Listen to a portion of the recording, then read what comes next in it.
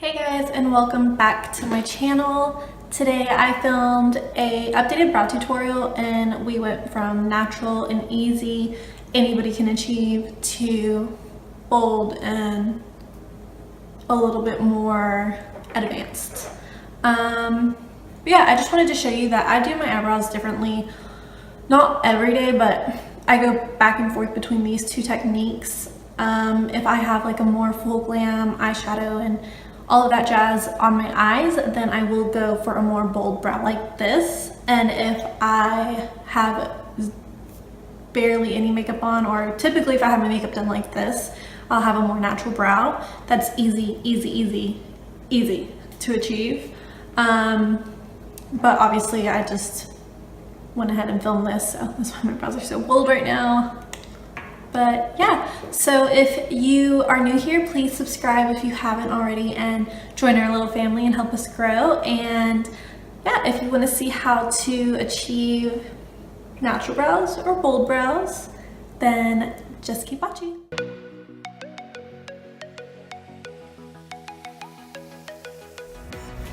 So first we're going to start off by brushing our hairs in the direction that we want them to lay, and then we're going to take the Maybelline Brow Precise Plumper and we're going to run that through our brows, and you're going to just use a little spoolie on the end of the wand and brush the hairs in the direction that you want them to lay, and just kind of play with them and get them to lay how you want them to.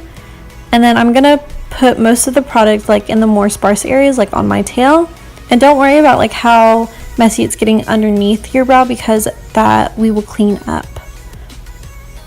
And I'm sorry about the quality in this video. I didn't realize that my lens wasn't clean. My bad. And then whatever is left on the product after you've run it through your brows several times, you're going to put whatever is left on the front of your brows so that the front of your brow isn't so thick. Then you're going to take your concealer and any kind of concealer brush, and you're going to clean up underneath your brows. So just work in really small strokes and drag a tiny bit of concealer underneath your brow. This will help clean it up, and it'll also lift the brow. So I absolutely love this technique, but we're only going to do the bottom of our brow just so that it looks a lot more neat, but still achieves the natural look.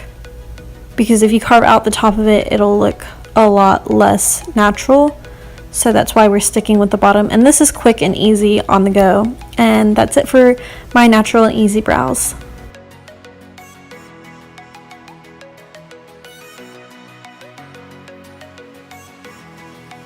Okay, next we're going to spoolie out our brows again while we do the bold brow. And we're going to take this pomade by ABH. And I use the color Ebony, and we're going to start by outlining our brows. So we're going to draw we're going to draw a line underneath our brows, and then we're going to draw a line above our brows, just creating the shape that we want our brows to be in. And when you're doing this part, do not apply a lot of pressure. I'm barely touching my skin. It just looks kind of harsh because the color is dark. But we will go and blend that out in just a little bit. So right now we just have the initial shape of the brow that we want, and then we'll start feathering in very small and light strokes and coloring in the actual brow. And then I'm going to feather upward in vertical lines to create the front of my brow, and then again just keep feathering until I get all the way through my brow. This creates those more hair-like strokes so that it doesn't look so unnatural. I'm also going to focus a lot of the color in my tail once again, because my tail is more sparse than the rest of my eyebrow.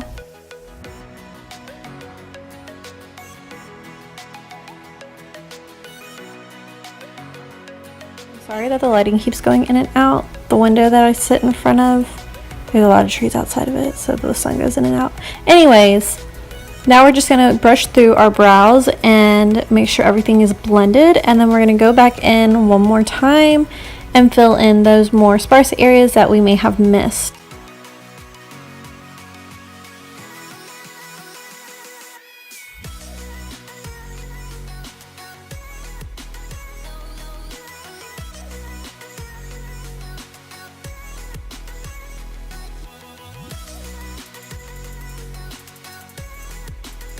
And again with the feathering technique, and this just adds like more hair like strokes so it looks a little bit thicker without looking so unnatural.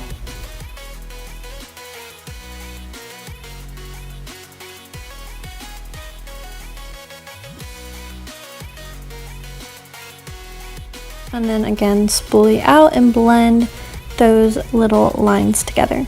Then we're going to go ahead and take our brow gel again. It doesn't matter if you use a brow gel that is tinted or clear at this point, but I like to use a tinted one still because it adds that volume to your brows, so it makes your brows look a lot thicker and your hair stand out more. So that's why I like using a tinted brow gel, and we're just going to run that through our brows to make sure everything is set in place so that they don't move all day. Then we're going to take our concealer again and we're going to do the same thing. We're going to carve out the bottom of our brow and clean it up under there. And then we're also going to carve out the tail of our brow because we want that part of our brow to look a lot more sharp, but we're not going to touch the top of our brow. So where our brow starts to turn down, where it naturally arches, we're going to carve out that part of our brow, but because we're not touching the top of our brow, it appears more natural for a bold brow.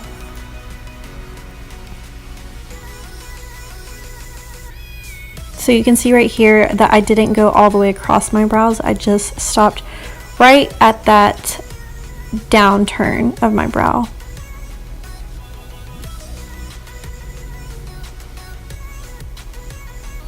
And then do make sure that you go ahead and blend out the concealer all the way into your foundation so that it doesn't look crazy. And then I'm just going to clean up any little sparse hairs that are just straggling around and pluck those out, and then go back in with my concealer and touch it up.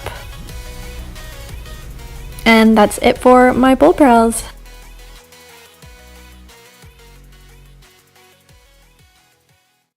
So that was it for this brow tutorial for easy and bold brows, or I'm sorry, easy and natural, advanced and bold.